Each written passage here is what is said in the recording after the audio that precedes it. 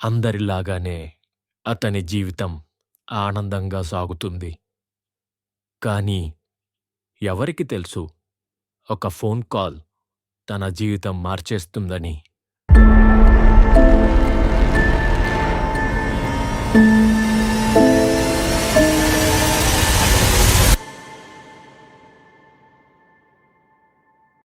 ఒక ఊర్లో ఒక జర్నలిస్ట్ ఉంటాడు. ఆ జర్నలిస్ట్కి తన మేనేజర్ నుండి కాల్ వస్తుంది. మెంటల్గా డిస్టర్బ్ అయి ఉన్న పేషెంట్తో నువ్వు ఒక డాక్యుమెంటరీ తీయాలి అని చెప్తాడు మేనేజర్. దానికి ఈ జర్నలిస్ట్ ఓకే అని చెప్పి ఆ హాస్పిటల్కు బయలుదేరతాడు. కానీ దానివల్ల తన జీవితం ఒక మలుపు తిరగబోతుందనే విషయం తనకి తెలియదు.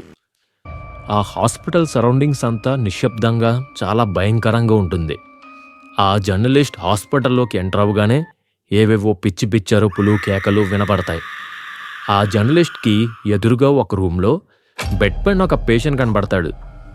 ఇంకా ఆ జర్నలిస్ట్ ఆ పేషెంట్ గురించి తెలుసుకోవడం స్టార్ట్ చేస్తాడు.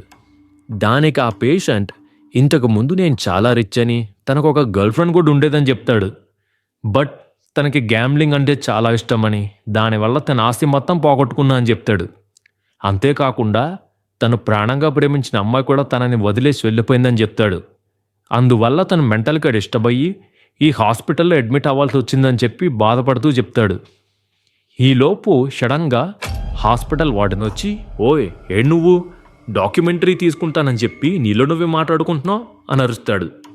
అసలు ఆ రూమ్లో పేషెంట్ 3 months బ్యాకే చనిపోయాడని చెప్తాడు. ఇంకా భయంతో జర్నలిస్ట్ ఇంటికి బయలుదేరతాడు. దారి మధ్యలో యాక్సిడెంట్ అయి కింద పడిపోతాడు. అప్పుడు ఒక్కసారిగా జర్నలిస్ట్ ఉలిక్కిబడలెగుస్తాడు.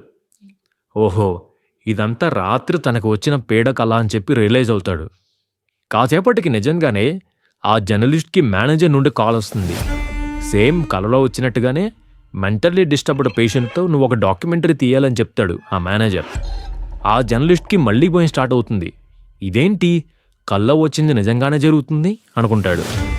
ఇంకా తను హాస్పిటల్కు బయలుదేరతాడు.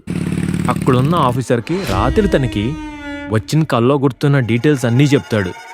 కానీ ఆ ఆఫీసర్ అలాంటి పర్సన్ ఎవరు లేరని చెప్తాడు. అప్పుడు ఆ జర్నలిస్ట్ ఒకవేళ ఇంతకు ముందు అలాంటి పేషెంట్ ఎవరైనా ఉన్నారా లేదా రికార్డ్స్లో చెక్ చేయొచ్చా అని అడుగుతాడు. కానీ ఆఫీసర్ అలాంటివి ఏం కుదరవు, దయచేసి ఇక్కడి నుంచి వెళ్ళిపోండి అంటాడు. ఇంకా ఆ జర్నలిస్ట్ ఎలాగైనా ఆ డీటెయిల్స్ ఉన్నాయేమో తెలుసుకోవడానికి ఆ రోజు రాత్రి సీక్రెట్గా హాస్పిటల్కు బయలుదేరతాడు. రికార్డ్స్ రూమ్లో ఆ పేషెంట్ డీటెయిల్స్ మ్యాచ్ అవుతాయేమో అని చెప్పి వెతుకుతాడు. ఫైనల్లీ తను ఒక పేషెంట్ డీటెయిల్స్ మ్యాచ్ అవడం గమనిస్తాడు. ఆ జర్నలిస్ట్ ఆ డీటెయిల్స్ చూడగానే ఒక్కసారిగా ఏవేవో అరుపులు వినపడతాయి. తను వెనక్కి తిరిగి చూడగానే ఆ జర్నలిస్ట్ భయంతో కళ్ళు తిరిగి కింద పడిపోతాడు. ఒక కొత్త జర్నలిస్ట్ బెడ్ పైన ఎవరో ఒక పేషెంట్ని ఇంటర్వ్యూ చేసుకుంటాడు. కానీ ఆ పేషెంట్ ఎవరో కాదు, ఈ పాత జర్నలిస్టే. అసలు ఇంతకీ ఆ పాత జర్నలిస్ట్కి ఏమైంది? అతను ఎందుకు పిచ్చోడయ్యి హాస్పిటల్ అడ్మిట్ అయ్యాడు?